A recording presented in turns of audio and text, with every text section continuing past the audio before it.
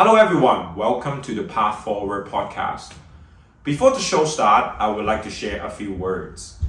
When I first started to research for this podcast project, I have talked to many young people.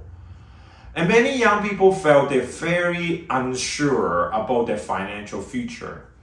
Because of that, I have decided to dedicate the next 4 episodes to discuss different aspects of money and finance.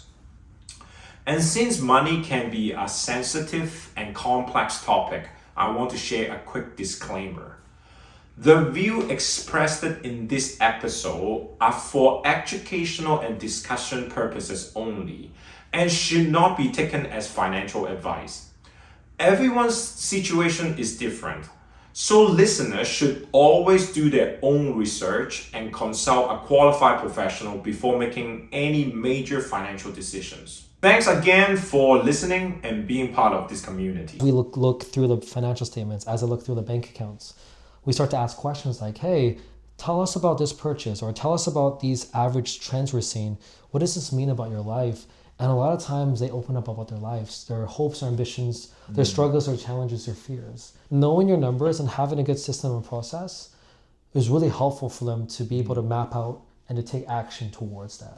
I had a very, I would say, fragmented and distorted view of money. Growing up in an immigrant family, especially one that really struggled, there was always kind of the sense of lack. Hello everyone, today we're very excited to be with Enoch Weng, the CEO of Rise Above Finance. He is a well sought after speaker, as well as the only CEO probably can strike a conversation with my daughter about anime. Truly, I was very impressed. Thank you. Anyway, welcome to PathForward. Thank you. Enoch, thanks Happy so much to to be here. You know, I have watched many of the podcasts that you have done. Most of the time you do it like remotely, and I'm so honored that you actually come here with me flesh and blood. Here I am. Yeah.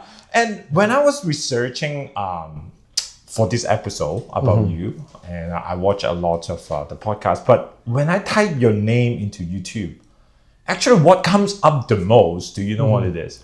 No, I don't know. You don't know? I'm kind of scared to know.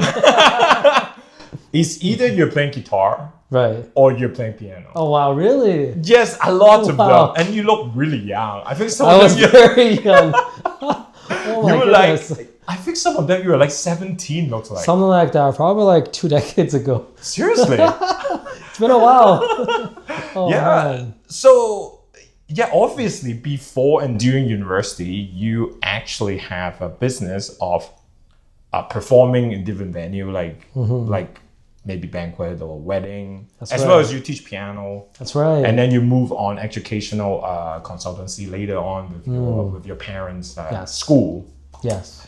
But coming from a family of artists, obviously, like both of your parents are painter, and I'm sure like your uncle and auntie also involved in some kind of art as well. You clearly thrive in music. Why you didn't just pursue a music degree and then you go to study like business? Yeah. How did that happen? Oh man, that is a great question. So, for some context, I studied piano, the whole RCM, and then somehow I switched over to jazz, and then somehow in between, I was performing in a heavy metal Japanese rock band, hence the whole anime conversation. We did a bunch of shows, and then, I really got involved with the music scene. So performed a lot, taught, and really had aspirations to become a professional musician. Around the time I was considering applying for music schools. So I was looking at, being ambitious. I was looking at Berkeley, I was looking at Juilliard, all the top schools, because my cousin actually had gone to music at Yale and in the States. Oh, wow. And so basically, long story short, my entire extended family and my family are all musicians or artists. Every single one of them. And so, of course, I thought, you know what, hey, like, I'm part of that family, I'll do music. And then everyone's like, get a real job. And I'm like, what the heck? And so I was applying for schools. I applied for a few business schools as kind of like a backup. My parents were really encouraging me to consider something more academic. And I thought, you know what, I'll just throw my hat in the ring. I'll apply for a business school. And then lo and behold, I got accepted. And I was part of that conversation. Okay. It just always surprised me when you say that because you were actually quite good. Thank you. But when you started the business school, were you really thinking a career in business and all that? Not at all. So when I got into it, I was still in my arts mode. And so it's funny, for the first year or two, I didn't really take many business courses. I took some of the requirements for math and economics, but I was really involved with extracurriculars. So I picked up philosophy, physics. I took some music courses. I took humanities. I took whatever I wanted to explore. At the same time, I joined a lot of clubs. Originally, I joined a lot of the business clubs, but didn't really vibe. I felt like I was there to make friends. People were there to make a connection or to a network connection. And so I actually joined the music club and ended up starting a club of my own. So I ran the Recital Society Club and a few other musical initiatives and dance clubs too. So that was my first few years of university. Okay. Actually, I was very involved in the arts side. Yeah, that's why I saw a lot of SFU recital. That's club right. videos. So you'll see a lot of videos from the time where I used to host a lot of concerts and performances, and that's remnants from that time. Oh, wow. You look really young. Yeah, I really was young. It looks like you were straight out of high school. I was. Really? Yeah, I was probably like second or third year in those videos. Yeah. Anyway, let's go backward even further a bit.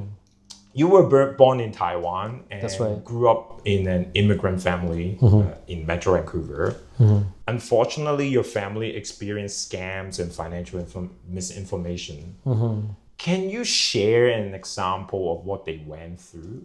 Right. So I think something that's very common with immigrant families, it's hard to know who to trust. And there's so much knowledge and there's so much hardships of trying to become acclimated to the environment that it's oftentimes the people that you know or referrals or whoever's in front of you. So during that time, I think, a long story short, our family was misled. I want to say misled, but they bought products that they probably shouldn't have bought or weren't necessarily tailored to them, as well as watching investments disappear. I think that was kind of the hard part. And it wasn't just my family. I saw it happen repeatedly in other families and other individuals of just the lack of financial ignorance that everyone seemed to share. Oh. But what kind of product? Is it like a mutual fund or like insurance Right, product? so all of the above. So all of the above. It was like insurance products where I think insurance is very important for the right reasons, but my parents we overcommitted to insurance, and my brother is going through cancer. When he was going through his first cancer, realized we didn't have the right insurance. We didn't have critical illness insurance, but we were overfunded in life insurance. And at the time, we couldn't afford to keep all of our insurances, so we actually had to drop some. So that's a whole other story there, but we experienced a lot of financial hardships. But all throughout that time, I wish that I knew what I knew now. I wish somebody had sat down with me and was like, this is what you need. This is what a good financial plan looks like, or this is what a scam looks like, or this is not a scam, but this is how you properly use a financial tool. And it wasn't until many years later that I learned about all of these things. So I can see money probably at some point is tight in your family while you're growing up.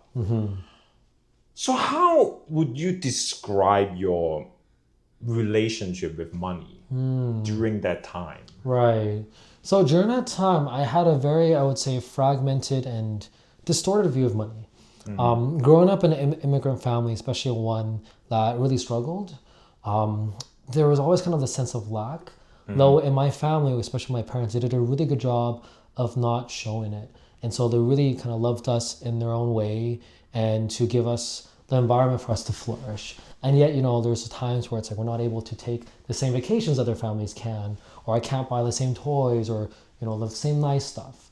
Though I never felt like we had need until I think it came to a time where I got older and I started to help out more with my parents to help them, translate documents from CRA, deal with family finance. And I realized actually, wow, rent is tough, expenses are expensive.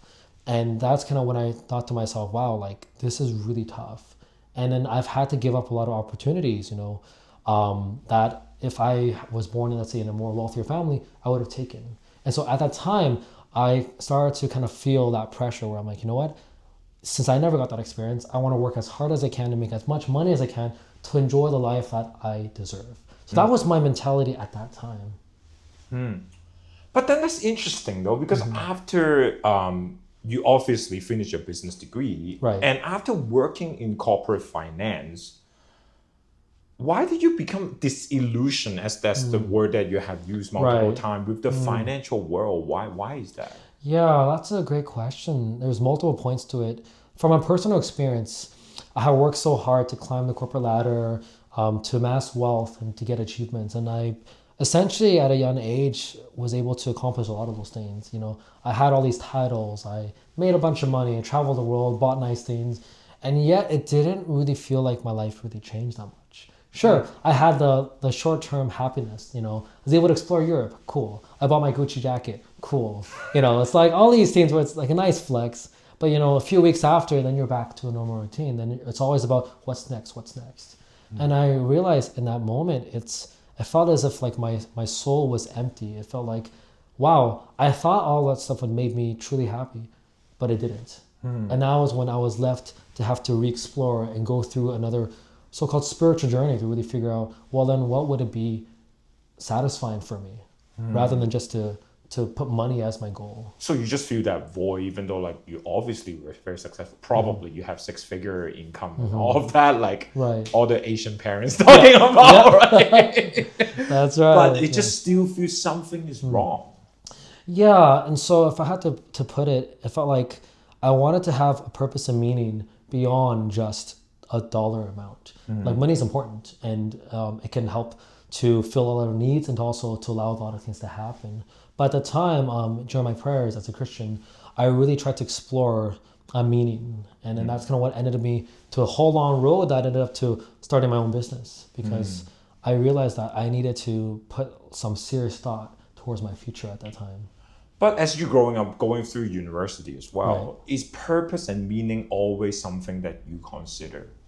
I would say no until the middle of my university degree. So in the beginning, I was still kind of just playing around, you know, doing my music stuff, you know, then I learned about finance and business and I started to really enjoy my studies. But it was in my third year of university that everything changed. And that was when my younger brother was first diagnosed with cancer. So he was in grade 12 at the time. And at the time of the diagnosis, it really just shook our family.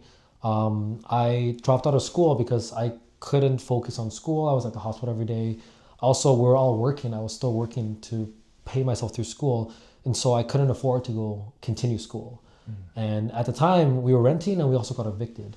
As in, we needed to move out and search for a new place in the middle of my brother's cancer treatment. So all of that kind of just went to a melting point and it really made me question the meaning of life.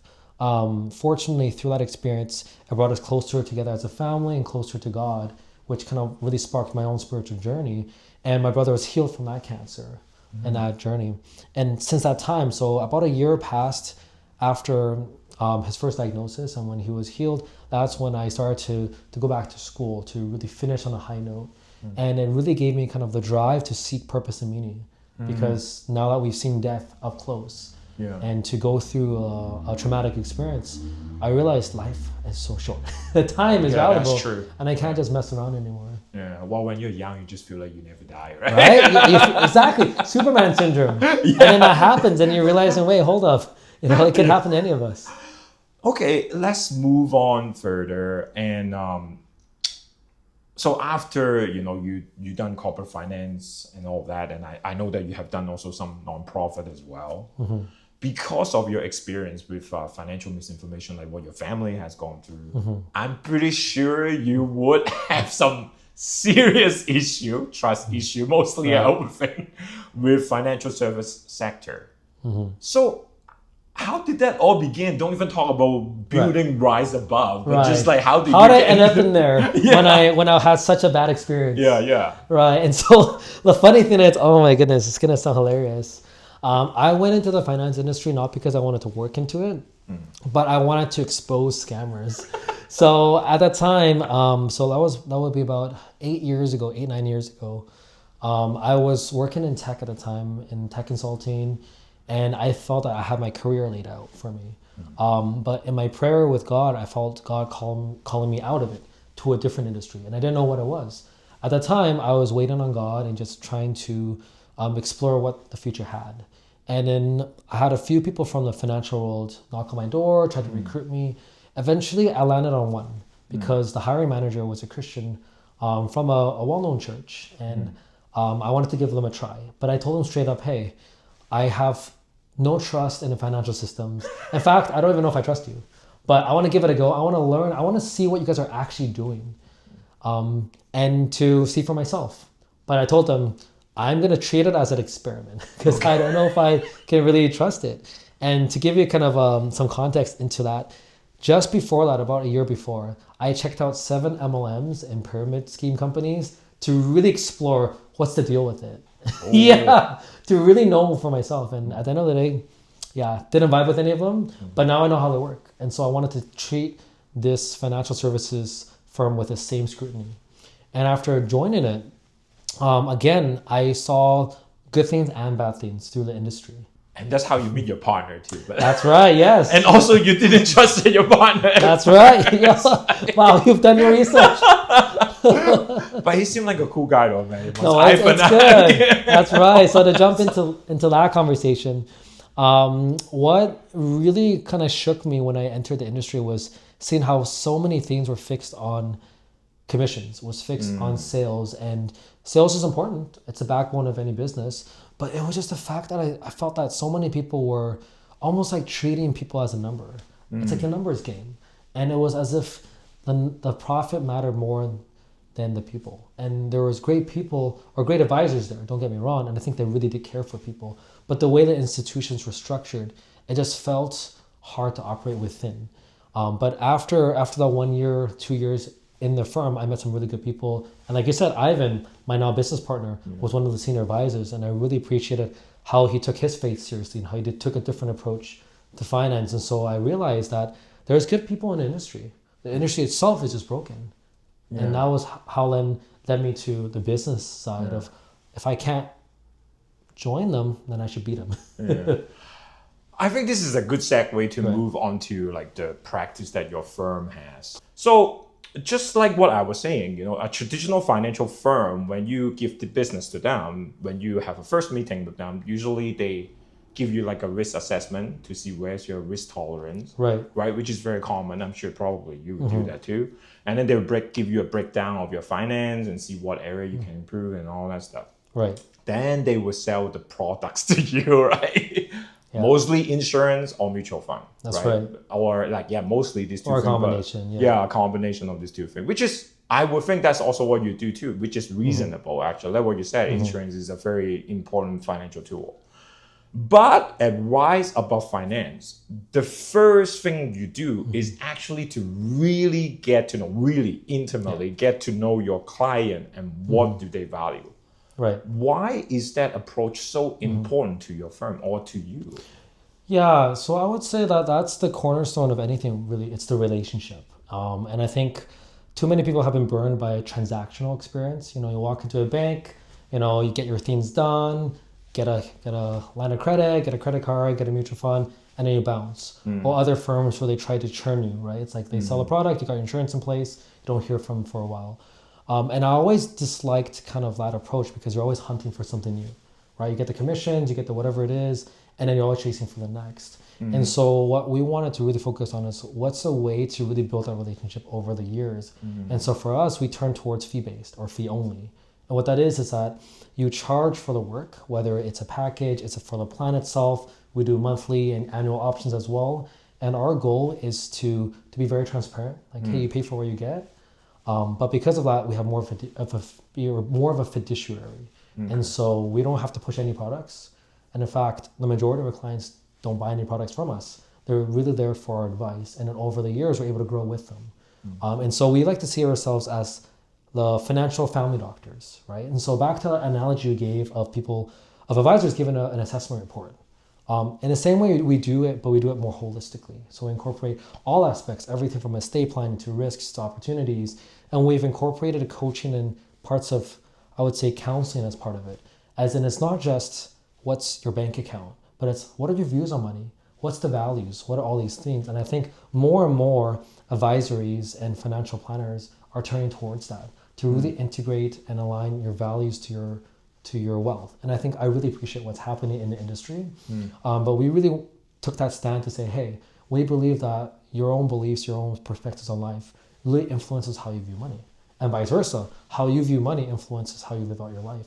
And so is there a discrepancy and alignment with that? And so we take that as a headstrong approach as we go through the financial planning process. But I just want to zoom in a little bit more. Can you explain a little bit more of all the things that you have mentioned, how you approach when Right. the first client come, and also your fee-based structure? How is that aligned with your mission and your vision of the firm?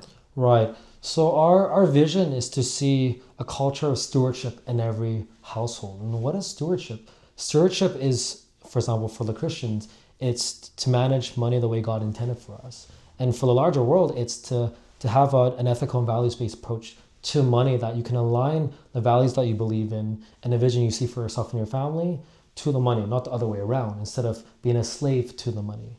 And how that plays out with the client relationship is oftentimes we act as almost a confidant, as a coach, as a guide, even as a pastor to our clients. And as we walk through it, there is an intimate relationship we build, because as we look through the financial statements, as I look through the bank accounts, we start to ask questions like, hey, tell us about this purchase, or tell us about these average trends we're seeing. What does this mean about your life? And a lot of times they open up about their lives, their hopes, their ambitions, their struggles, their challenges, their fears.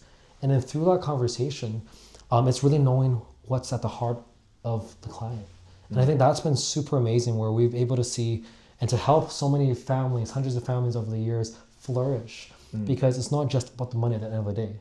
Money is such a great tool and it's an important one. But how do we make sure that you're using a tool for the right reasons and for the impact and legacy you want to leave behind, and not to be abused and used by the tools themselves?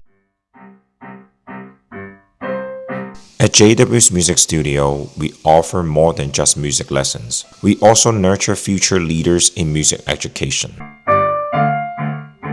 Our piano teacher apprenticeship program is an initiative designed for advanced piano students who are ready to take the next step from student to teacher.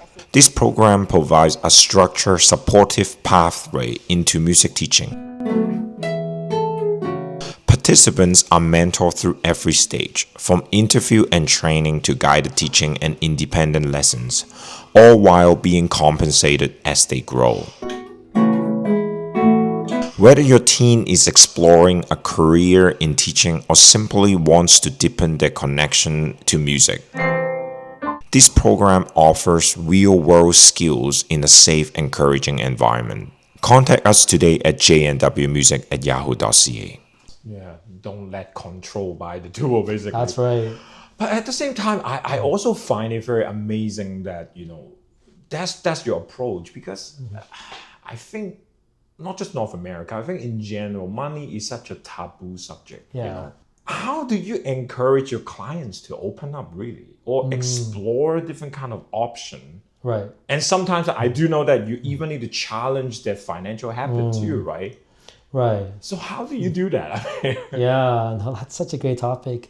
I think it's understanding people's lived realities. So what you mentioned is also, earlier you alluded to the cultural differences. For example, maybe certain Asian countries, us being from an Asian heritage, they talk about money more freely, right? They're able to talk about investment options, or you have kind of this mindset to make money. Versus other cultures maybe are more taboo or more secretive about it. Or maybe there's different aspects that talked more about or less about. I think it's also understanding where they're coming from. Did they have a negative experience with money? Did that shape who they are or how they view the money? So it's understanding potentially money trauma, or understanding their money psychology profile.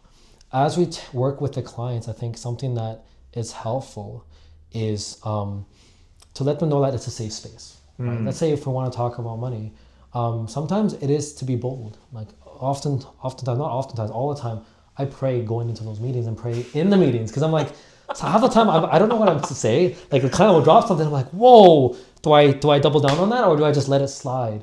And a lot of times the Holy Spirit helps me to know what to say, as well as I have my methodologies and frameworks, my coaching frameworks and our process, so we can ask some of the right questions at the right time. And so I'll give you an example. A client was saying, how much is enough? Like, I have all this, I got the millions here, I got that. And I said, you know what? In this equation, you tell me a lot about how family is important to you, but that's not reflected in the way you spend your time or your money. And so do you really care about your family? And I said it really almost as a challenge. And they were challenged. They kind of looked at me as like, how dare you question how I care about my family? I'm like, I'm not questioning how much you love them. I'm saying that there's a misalignment. You're out of the country the majority of the time. You see your kid maybe 2 months out of the 12 months. You're always searching for the next million. You already have X amount. And so it's like, when is enough enough? I'm like, you tell me.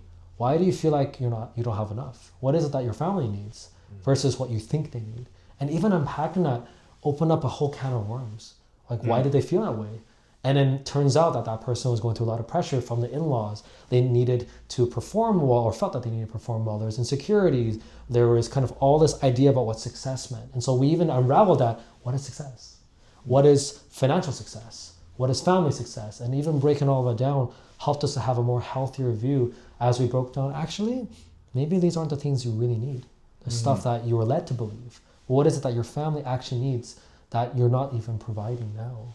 And I told them, it's like, hey, I can help you to get the extra million. We have a plan for it.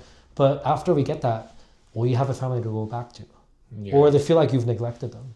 Right? And so those are a lot of the conversations we have weekly. It's to dive deep into the matters of the heart. Wow. So the purpose and the meaning is always what's most important into like why you do certain things. It's 100%. And also you find that in your own personal experience. Well, that is like also a very important thing. Yes, that's right. And then you just want to make sure that they have the alignment, like how they use their bank account basically is aligned with what they're saying.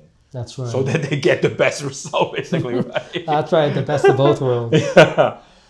And that is also another thing. I find it very interesting. Your firm listed generosity as one of the core beliefs. Yes. It's kind of counterintuitive, isn't it? Why generosity is an essential part of wealth? That's a great one, right? It's like, why would giving away the money be part of building the money? Yeah. So let me ask you this question. When you think about the happiest people in your life, the most joyful, what are some common attributes to them? And if you dig deep enough, you realize a lot of them have generosity at their core. And the reason why I say that is because I firmly believe that giving breaks the power of money. Because in order to give, there's almost a few connotations to it, a few underlying assumptions. To give away means you feel like you have enough, or you're willing to part with it. That's why a lot of people don't give. They feel like, I don't have enough. Yeah. And especially living in Vancouver, an expensive city with rising costs and inflation, it can always feel like you never have enough. But then when you give, it breaks that cycle. It allows you to take a step back and say, hey, what does it look like to really have generosity and charity as part of it? I'm not saying to give everything away, but it's like a muscle you build up. And the more you give, the more better you get. And in the same way of when you work out, when you try a new sport, it's tough at first. But then you start to get really used to it, you start to get results, right? You look better, you feel better, you just enhance all aspects of your life. And same thing with giving. The more you build on giving and generosity, you're going to notice it in the way you carry yourself, in the way it comes back to you. And I think that's such a great part. And I turn a lot to the ministry of Jesus, of sacrificial generosity, and that just paved the way for so many others. And I like to really look to see what's the legacy that each person can give towards, and to start where they're at. Okay. So do you think the mentality of lack and the mentality of sufficient, make a huge part of like how you're building your wealth as well, how you look at your wealth? 100%. I think one of the most important things people can choose is to choose contentment. And I firmly believe contentment is a choice, but it's a hard choice. Yes. Like I wrestle with that too, right? Every time you go onto Instagram or TikTok, you're just seeing how better somebody's life is, right? Yeah. Or, your buddy tells you they just bought a Porsche, or with a lot of my clients, a lot of them are very high net worth or ultra high net worth. And so I'll just go to the West Van Mansion. I'm like, wow, they've got 12 supercars lined up there, like a $20 million house. And it's easy to get swept up into the comparison game and jealousy and envy. And that's why contentment is so important, because contentment is not complacency. It's not saying, oh, like, I'm just going to stay where I'm at, but saying, I'm okay with where I'm at, knowing that my God will provide for me, and knowing that I'm enough. I'm not defined by my bank account. My worth and my value is not attached to my financial success. However, I do have a duty to take care of my family. I have a duty to whether it's to take care of my business or to see the vision God's given me and to walk alongside, to build into the kingdom vision. And so for me, I see it as that, how to not get swept up in all of that and still do good work. And so with a lot of clients, they come with various needs and various interests. But at the core of it, it's how much of it is driven by this desire to feel like they have enough or desire to feel like they're worth enough. And that's really, I think, the underlying sentiment for a lot of it. It's what do you bring to the table? Even though the goal itself could be very good, right? Max out your RSP, upsize your house, clear your debt, all good things. But what's the underlying motive and what's the feelings and emotions behind it? But what do you find? I mean, I don't know whether that's private, but I just wonder though, like of most of the client that you have talked to, you have met, like what you say, some of them is like ultra wealthy, like very very high tier client.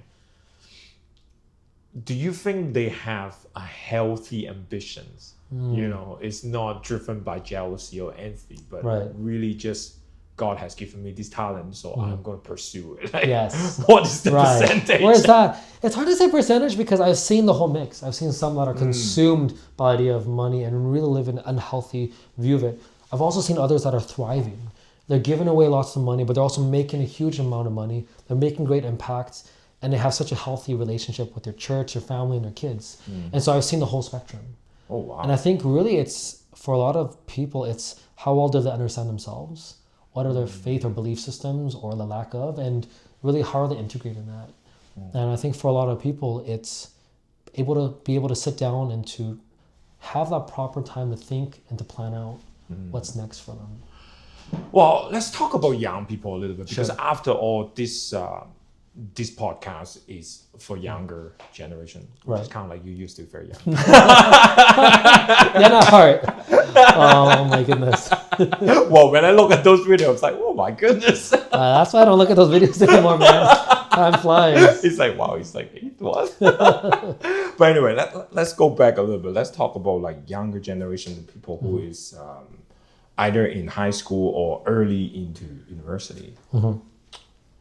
How can they avoid this downfall, this trap of like social media, right? Because like when it's all surrounding you is people flexing, right? Showing their wealth, and sometimes they're not real, in fact, right? All their achievement and all that stuff. I mean, what would you say to them to have this mentality of contentment? Right. Yeah, so I recently spoke at a young adults conference just a month ago. There's about 100 or so young adults there, ranging from 18 to 25, and then we kind of started to really unpack, well, what were some of the things that they're commonly struggling with, right? And I think at a time and age such as today, they have such immediate access to information, right? They can Google things, they can just go on ChatGPT, they can find a wealth of information, which is amazing. But now there's almost too much information. How do you decipher and siphon through it and filter through it? So I think for me, I always turn to the Bible as a resource. What does the Bible say? And so there's certain verses you can turn to that gives timeless principles. You can also look to see and really figure out who are the people you can trust, right? There's a lot of amazing financial planners that are authors or have written really great articles, have a lot of good YouTube videos out there. And so I think it's finding and getting yourselves immersed into the right content. And right now, let's say with a lot of Instagram content or social media, it's really quick. It's like, clickbait stuff where it's like they'll give you these kind of catchphrases or sound bites, which sounds great, but when you look at the bigger picture, is it part of a holistic plan? And which is tough because sometimes what's good for one person is not good for the other person. And so I would always caution, but also encourage the younger people to still learn, do their best to take it all in, but to look at it from a critical perspective, write things down and start to filter through it. Like, does this actually make sense for me? To have, and also for them to go through an introspective journey. Like, what do they feel about money? Are there things that are unhealthy? Do they find themselves continue to wallow in jealousy? Why is that? And what are the things, right? And just like any sort of a topic out there, or let's say trauma or addiction, it's to limit exposure and to limit exposure to the negative things and increase exposure in the things that are good or healthy. And so in the same way with finance, right? It's knowing what to set as a parameters, live within it, and also what can you do to enhance your well-being. And also you brought up a very interesting point too. As I can see, the Prince, you're a Christian, and I think your firm hold a lot of Christian principle. But a lot of time, your client is not Christian. That's right. I think it's almost like what I think you have mentioned, it's half, 50, right? 50, That's 50. Right. Why is that important, like what you're saying? For you will go back to this principle. Can you expand what do you mean by timeless? Right. So these are principles that have over time, over the thousands of years, have stood the test of time. As in, let's say for example, a lot of core concepts: spend less than you earn, give and breaks the power of money, right? To choose contentment. There's all these timeless principles. Even diversification is an ancient principle that's been passed over time. All these things are so helpful and so wise because in different centuries and different time periods and different economic situations, they've still worked. And I think when I compare it with, let's say, a lot of what the world is trying to put out, can sometimes feel like a very materialistic view, right? It's always about keeping up with the Joneses, right? Climbing the rat race, comparison. And there's all these stuff that makes people feel like it's very egoistical, self-centered. And yet there's also this other model of generosity, of breaking the mold, of choosing contentment that's so much more healthier and sustainable. And I think for our firm, because of our Christian belief, it's what drives us to love others as Jesus has loved us and to help people be freed from the grips of money so that they can master finance instead of being under the control of money. And so how that plays out in our relationships, it's that we're non-judgmental, we're open to all walks of life. That's why we have so many non-Christians that join, because they might not relate to our faith or care about it, but they know we do good work. They've been referred to us by people that they trust, and they can trust in us knowing that we can provide for them and we can give them results. So they can see the tangible outcomes. And through that, now we've opened up a relationship. Now we're able to share about our faith with each other and to learn more and to grow together. And so that also offers up an opportunity to do ministry. And that's another interesting question I want to ask you. Right. How much do you think the Bible talk about money? I can give you stats. There's over 2,300 verses. All through the Bible? Just over 2,300 verses about money, about financial management in the Bible. In the New Testament, there's over 700 references. And so Jesus himself talks more about money than on any other topic, including faith and hope and all these other things. That's right. So the Bible is actually full of financial content and knowledge. But here's the interesting part. Oftentimes money and finance and all these images, for example, the story of the talents, right? And you have all these different examples about money. They're all used as an analogy to point towards the things of faith, of trust, of the spiritual world. And so it's not as if money is the focus, but money is what people understand. The economic engine, which we all live through and live by, it's important to people. And so how do you then use that as an analogy for people to understand, and almost as a way to open that conversation, to know that these are the needs people have. People have real needs. And then to dig deeper to say, hey, but maybe there's needs people are missing. That's more of spiritual needs. Wow. Yeah. 2,300. 700 in New Testament alone. Yeah, references. Yes, sir. Okay, now let's continue to talk more about young people. So a recent Intuit survey showed that 73% of Canadian high school students admit that they don't feel prepared to make financial decisions. Right. In your point of view, why is financial literacy so important? Because you also focus on education too. I do notice your firm. Yes. Yeah. Right. I think it's because it's practical, right? You know, a lot of times you learn social studies, you learn calculus, which are all important, but they're very contextualized. We don't use calculus on an everyday basis unless you have it as a specialized field. But finance, we use it all the time. You make a transaction, you settle your bills, you pay your rent, you do all these things, you look at your paycheck. Finances is part of our everyday world. And so why are we not taught this? And why are we all left to fend for ourselves? And so I think that's something that is a little bit lacking. I know that certain schools and school districts are really up in the game in introducing financial literacy.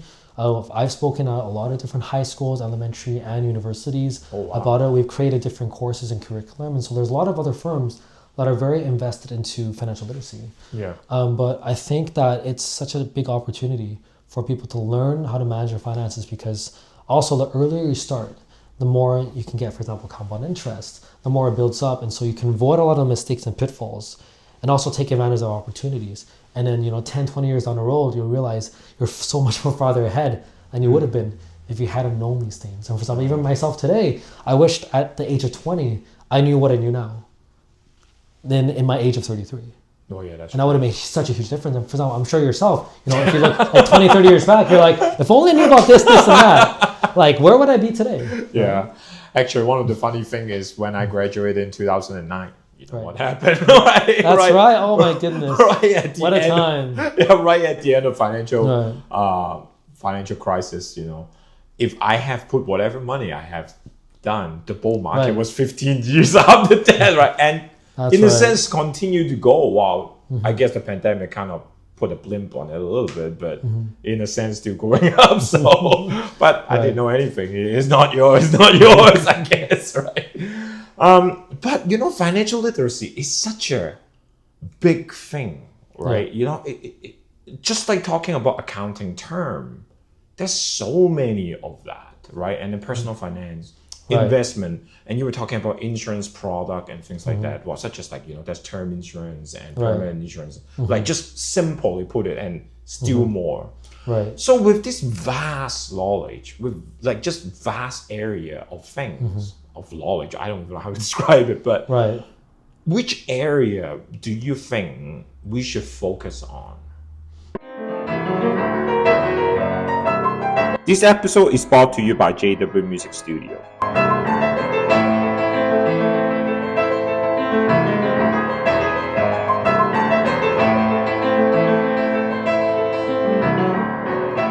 We offer piano and guitar lesson in both group and private setting.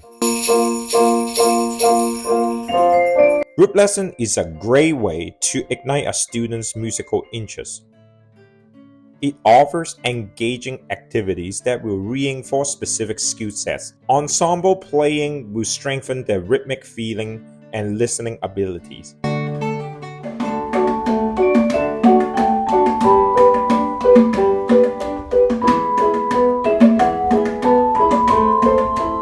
Most of all, they will experience the joy of making music with others. Contact us to find out our available schedule. That's a good one, and I'm going to say it's very contextualized to where people are at. And so, for example, let's say if you look at the overall body of knowledge, right? So let's say there's budgeting, there's cash flow, there's let's say estate planning, which gets into insurance, having a proper will, power of attorney. Yeah. There's investment opportunities, they're learning all about that. Then there's retirement planning, there's business planning, there's planning for families and children, there's debt planning. There's so many different aspects to it. And so I think a really good place to start is to know what the overall picture looks like. That's why when we approach finance, it's holistic. We look at the holistic picture, going like, hey, there's these 12 areas or 15 areas, right? Like they might not apply to you right now. For example, if I'm working with somebody who's single with no kids, well, family planning isn't in the picture, but maybe that's going to come up later down the road. Versus, let's say somebody like yourself with children that also runs their own self-employed business. That's going to be very different than somebody who's a grandparent that sold their business, or somebody that's deep in debt as a widow. So each person has a different circumstance where there might be a certain topic that's more urgent or more important for them to focus on. But it's still, I believe, necessary for them to look at the bigger picture. So for example, just this morning, I was dealing with a client who's in her 50s that is focusing on retirement. And so our conversation was about how to make sure that their money can last through retirement, what does income expenses look like in those periods, projecting out and doing a proper investment portfolio. But then that's also in light of everything else, right? Is that person still budgeting properly? Do they even know? Are they tracking? Do they have proper insurance? Are their family set up? They've got kids and a mortgage. How do you address that? Versus, for example, tonight I'm meeting with another client who's very young in their, I would say, mid to late 20s, already running a business. But we're going to be talking about a different angle, which is how do you maximize your youth and what can you do now to set yourself up for success? But also, we're going to be focused more on habits because they have some really bad habits in spending. They spend a lot on a lot of things they shouldn't really. But then now we're going to break it down, which is how to set good habits. So for them, it's all about the psychological. It's about habit formation and understanding their relationship with money. And so to kind of sum it up, knowing what the bigger picture is a really great place to start. And then you can start to zoom in on the micro level. Wow. Which are the different parts that you can focus on as you work towards creating your holistic picture. Wow, you need to help them to understand where they are and who they are. I guess, that's right. Right. That's right. And sometimes that could be hard.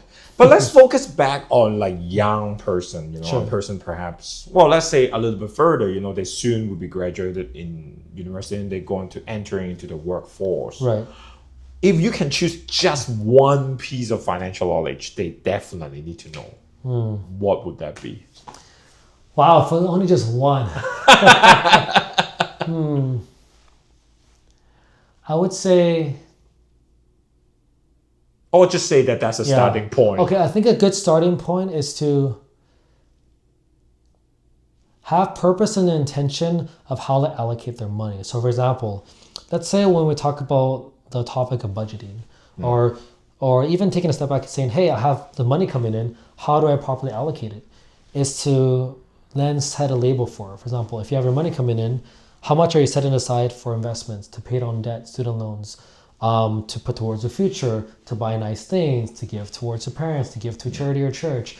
And so knowing what that is and having a plan for it is really helpful. And part of it, it's how are they tracking their finances? Do they know where the money is going towards? What are these important areas? And a lot of the times people can feel stressed going like, I don't have enough, or it's like, I have these goals, I don't know if I'm gonna get there. Or on the flip side, overconfidence. Oh, easy, I'm gonna get there. 2 years later, oh shoot, how am I still behind? Right? So there's all these flip sides, but knowing your numbers and having a good system and process is really helpful for them to be able to map out and to take action towards that. Yeah. So I would say that would be one area to start. Wow, but then that is already like kind of like a few different areas, right? In a sense, It is in a sense different areas, right? that's You're talking about cash flow, what's Right. coming in, what's coming out, and then you're talking about allocation of your That's right. capital expenditure, right? Like things like that. But I think that's also a good segue to talk about, since it's me. I mentioned like about like cash flow and things like that. Right. Actually, this is a question I'm really curious myself. I want to see Sure. your view of, since we're talking about cash flow. There is a long-standing debate in personal finance. In one camp, which I think represented by Robert Kiyosaki, he encouraged using debt to leverage yourself Right. and to buy assets. Yes, that's Then right. that is the other camp of Dave Ramsey. Yep. Avoid debt in all Yep. costs. That's right. Actually, I look at some of his interview. Probably that's not entirely true. Just depending on what kind of debt and Right. how they judge you too. I think that is also important to him. But he won against that in many aspects. What is your aspect on debt and credit? Especially in today's world, it's so easy to get a credit card. Right. And in a sense, when we talk about cash flow, even though it's debt, because it's money coming in, it still counts as money coming in, right? Right. So when you put all these things into consideration, where do you stand? That's right. Where do you draw the line? Yeah. Yeah, no, that's a great one. And they both can be seen as kind of extremes, right? One that's very, very pro debt or using debt as leverage, right, to produce different income assets. Another one is very kind of against debt, right? And I can see the pros and cons to it. So I would say debt is kind of like fire. You can use fire to cook. Fire could also burn down your house, right? It's like depends on how you use it, right? So I use that as kind of like a fun little analogy to represent. It's how you utilize it. And so, for example, let's say from a biblical perspective, debt is not a sin, but the Bible warns against debt because of how debt can really enslave people in a way, because now you're stuck with that burden of having to pay off the debt. And so what I'd say is that debt can be useful if you have a purpose to pay it back, and it's used towards propelling yourself into the future. Many businesses take on debt. A lot of students take on debt, let's say, to get into school, especially, let's say, doctors doing medical school. Debt can also be used to finance a house, right? To finance a car. Debt could also be used for a lot of other reasons that might not be as, let's say, fulfilling or life-giving. And so what I would say is for people to really analyze, are they responsible? Can they handle that debt? And there's some people where they should just avoid debt, like that's going to ruin their life. But there's also other people that can really manage debt well and use it to really propel themselves forward. So it's really also being honest and knowing, can you handle debt? And how do you build that up, your skills in that? And one thing also to consider is, will the use of debt lead you further away from God or closer towards God? Oh, At the end of the day, debt is just a tool, right? Can be a very useful one, but it can also be a very deadly one, which we've seen time and time again. It has led many people to ruin. And so with credit cards, for example, I think it's crazy how so many people can just get a credit card at such an age, I know. not know anything about personal finance, and now they're deep in debt. And case in point, I had a really sad encounter with a client who came in and they wanted to pay off their student loan. And so I asked them, okay, show me your student loan. They showed me their credit card statement. I said, that's a credit card statement. Where's my student loan? And they're like, well, that's my student loan, right? And I thought, oh my goodness, this person had like 20K on their credit card. And I thought it was a student loan because they literally had no idea about money. And I'm like, man, you've been paying 4 years off this credit card thinking it was your student loan. That was sad to me. And that's not just the first. I've seen time and time again the misuse of money or the ignorance that has led people to suffer financially. 4 years, you said. What was the interest rate annually? I don't know, like 20% or something.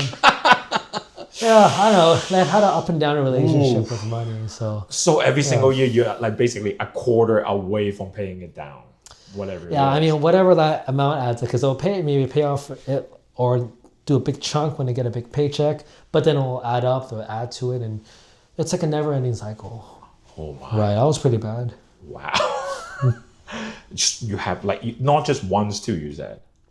Well, that wasn't more of an extreme case, but Okay. I've had other clients kind of rack up different debt amounts on lines of credit, not really having a proper plan to pay it back, or not really understanding debt as well. Or people that rack up a lot of bills and now they can't pay off a credit card. Now they're, putting everything on one credit card to pay off the other one. Or now they're stuck in this debt cycle. Oh my goodness. Yeah. Okay. So I just think, there is two questions come up to my mind. Sure. First of all is, like what you said, debt is a tool. Yeah. And there's many different type of debt, like Right. consumer debt, which is like we consider like credit card debt is like one of them. And of course, debt is also a financial product. So like they come up with different type of financial products. Simply put, mortgage versus line of credit, for example. Should you study it a little bit as if you're young? Should you just like have a very basic understanding of what kind of product and they talk about interest rate? What do they mean in all this? Like even though you're just getting out of university. Yeah, I would say it's good to know what the basics are, right? What is debt? What is credit? What is a TFSA? What's an RSP? What's an investment? What's an ETF, mutual fund? So there's lots of really good resources out there. For example, I don't know if they still offer it, but McGill University had a free personal finance course. There's many different videos that offer such great content. I personally know some of the YouTubers that do really great content, and I would always recommend their stuff in a heartbeat because you don't have to reinvent the wheel. And so I think we're at a time where people can ingest that information by themselves, and there's many people that do. Honestly, you just type into ChatGPT, what's the basics of personal finance? It'll give you a lot of really that's true. pretty solid information, right? And so you use that as your base. And then you start to then unpack more of, well, what does it mean for me? What are the people I can trust, whether it's to work with a financial advisor or planner, to work with, let's say, to talk to your spouse, or to then see who you can trust to build out your team. So if you're going to get into debt, whatever form it is, either it's mortgage or car loan or whatever it is, hopefully it's not buying a camera or a computer or whatever. But sometimes it is necessary, put all joke aside. What do you think is the conversation that you should have with yourself? Yeah, so the conversation is first and foremost, how do I pay this back? Have a plan to tackle the debt. Number two, how is it going to affect my lifestyle? Right?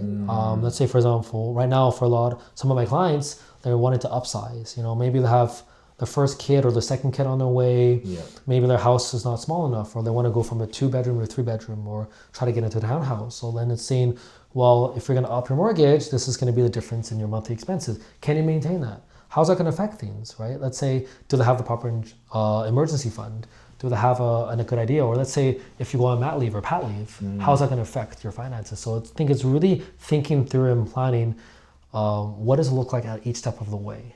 And then saying, hey, now I have this information. I know I can be good. I know I'm responsible. I know I can manage. And I know in any of these scenarios, I'll be good. Versus some other people that are like, oh no, I'm going to explode. or implode, so maybe that wouldn't be the best approach. And so I've talked people into that. I've talked people out of it, depending on our circumstances. And so I would say how you approach debt is being able to see, how do you have a proper way to pay it back? Is it for a good reason? And then for that can be subjective, but then it's weighing the cost of it and then weighing the pros and cons, doing an opportunity cost analysis, and then making sure that it fits within projections. Wow. A lot of young people, when I was starting this podcast project, I talked to a number of young people, and time and time again, always, well, except a few, time and time again, what they worry the most is their financial life, financial future. What kind of practical advice a young person can do to build a peace of mind about wealth and money? Can you maybe unpack the question for me a little bit? Kind of like what do you mean by that? And is there a specific kind of area you're thinking about? Well, I think most of the time, what a young person is thinking, because I talk to people aged from 17 all the way to maybe 24, 25. Right. They often worry is that they don't have enough. Right. For their future, not just personally. They just don't see a chance for them to have a family, or to own a house. But to me, it's more like, when I decipher that, what they say, a house is asset. Right. They just don't see that they would have enough purchasing power to purchasing asset. that would be good for them to build up their financial future. Right.